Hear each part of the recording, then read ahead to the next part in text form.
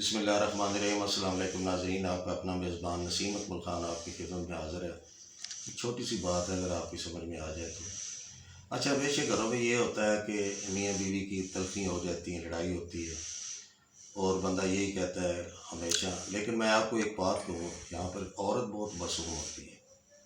عورت کو صرف دو پیار کے بول چاہیے۔ دنیا کی دولت دے دیں عورت کو، جو بھی دے دیں، لیکن جب تک مرد کا عورت کے لیے پیار نہیں ہوگا، اس کے لیے ہر چیز بیکار ہوگی۔